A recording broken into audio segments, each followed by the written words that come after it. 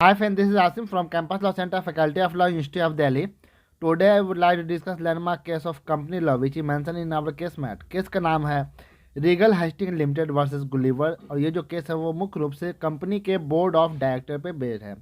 Company के board of directors पे मैंने अलग से वीडियो बना रखा है जिसे आप मेरे ही चैनल के कंपनी लॉ के प्लेलिस्ट में जाके देख सकते हैं।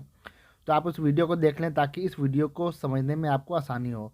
तो चलिए अब इस केस के फैक्ट, इशू और जजमेंट पे आते हैं। इस केस में एपेलेंट कंपनी जो होती है वो एक सिनेमा हॉल की ऑनर होती है जो हेस्टिंग्स में होता है और चाहती है कि 2 सिनेमा हॉल को और एक्वायर कर लें।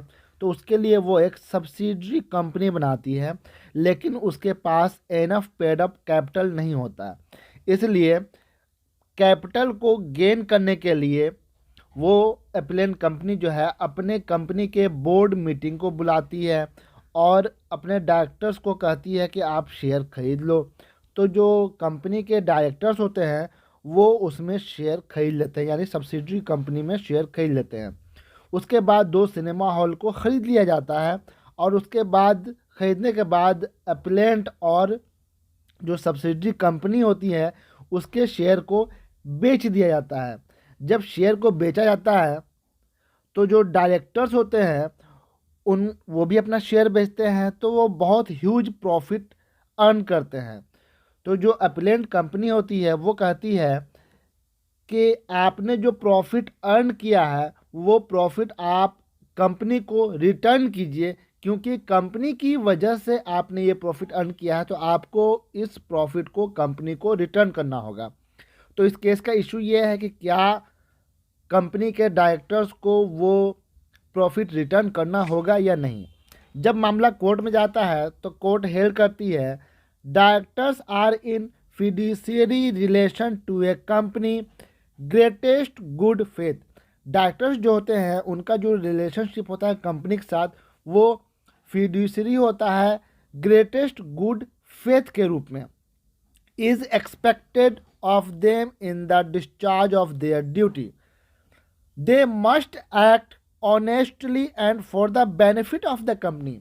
और डायरेक्टर्स को जो है ऑनेस्टली एक्ट करना चाहिए और साथ ही साथ कंपनी के बेनिफिट के लिए काम करना चाहिए।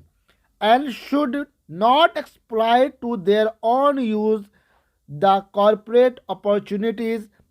और साथ ही साथ उनको अपने पद का एक्सप्लॉयटेशन यानी कि पद का दुरुपयोग नहीं करना चाहिए कॉरपोरेट अपॉर्चुनिटी के तौर पे। Thus if a director is asked to purchase some property for the company and he purchases the same for himself and then sells it to the company at a profit, he is liable to account for the profit so made. इसलिए अगर company के director को company के लिए कुछ purchase करने के लिए कहा जाता है और वो परचेज करते हैं और बाद में उसे सेल कर देते हैं, तो जो प्रॉफिट गेन होता है तो उस प्रॉफिट को लौटाना उनकी लायबिलिटी है। So he will have to return the profit to the company. इसलिए उनको जो प्रॉफिट हुआ है कंपनी को रिटर्न करना होगा। तो ये कोर्ट का फाइनल जजमेंट आता है, यानी कि जो डायरेक्टर्स ने प्रॉफिट गेन किया था उसे कंपनी को रिटर्न करना पड़ता है। तो इस केस के फैक्ट, इशू, जजमेंट यही है। आई होप कि आपको ये वीडियो इन्फॉर्मेटिव लगा होगा। अगर वीडियो पसंद आए तो प्लीज़ वीडियो को लाइक करें, शेयर करें, हमसे जुड़े रहने के लिए हमारे चैनल को सब्सक्राइब करें। और अगर आपको इस केस का PDF चाहिए तो कमेंट बॉक्स में व्हाट्सएप नंबर दिया गया है, मैसेज करके आप PDF ले सकते हैं। Thank you so much.